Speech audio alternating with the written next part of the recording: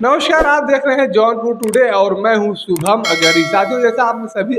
साथियों जैसा आप सभी ने देखा होगा कि अभी हाल ही के दिनों में लोकसभा का चुनाव हुआ था।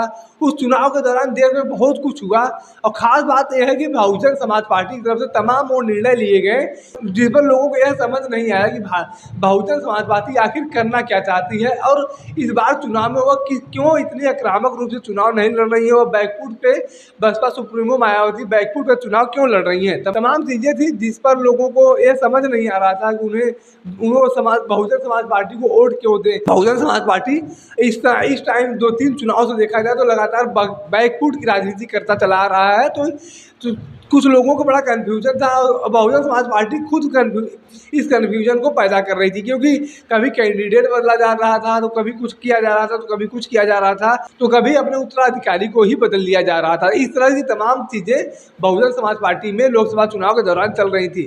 अब आपको बता दें कि बहुजन समाज पार्टी में फिर से एक बार बड़ा बदलाव हुआ है और बहुजन समाज पार्टी की सुप्रीमो पूर्व मुख्यमंत्री मायावती जी के द्वारा इस बार फिर से बहुजन समाज पार्टी के उत्तराधिकारी के तौर पर आकाश आनंद को चुन लिया गया है। अभी आपने हाल ही में देखा होगा लोकसभा चुनाव के दौरान कि आकाश आनंद को बहुजन समाज पार्टी का उत्तराधिकारी माना गया था। उसके बाद वो आकाश आनंद जी आते हैं, तमाम रैलियां करते हैं, लोगों से मिलते जुलते हैं, भाषण भी देते हैं अच्छा खासा।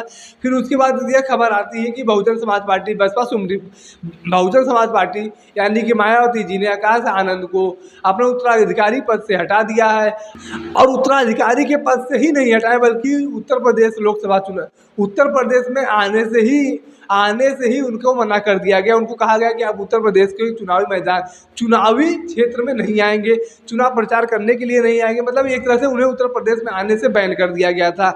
उसके बाद लोग तमाम तरह के आकलन कर रहे थे आखिर ऐसा क्यों किया जाए बहुजन समाज पार्टी के द्वारा, क्योंकि सभी को लग रहा था बहुजन समाज पार्टी अच्छा चुनाव लड़ेगी, लेकिन बहुजन समाज पार्टी इस बार के चुनाव में भी बैकफुट की राजनीति करती हुई दिखी। अब आपको बता दें कि बहुजन समाज पार्टी की तरफ से आकाश आनंद को एक बार फिर से उत्तराधिकारी का पदभार सौंप दिया गया है, उन्हें राष्ट्रीय संयोजक भी बना दिया गया है।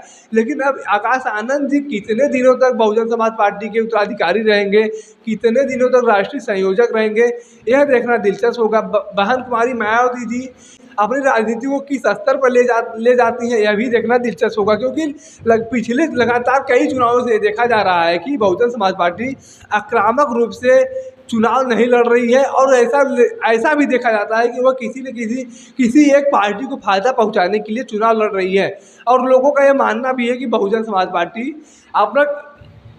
अपना कैंडिडेट ही इस हिसाब से उतारती है कि एक पार्टी विशेष को फायदा आ जाए, फायदा पहुंच जाए। लेकिन इस बार के लोकसभा चुनाव में बहुजन समाज पार्टी को एक भी सीट नहीं मिला।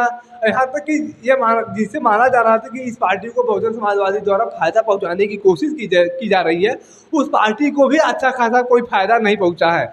तो कुल मिला जुला कर यह कहा जा सकता है कि बहुजन समाज पार्टी खुद के निर्णय पे कायम नहीं है और लगातार अपने ही फैसले एक के बाद एक बदलते नजर आ रही है। बाकी बहन कुमारी मायावती जी को लेकर आप क्या कुछ समझते हैं, कमेंट करके जरूर बताएं।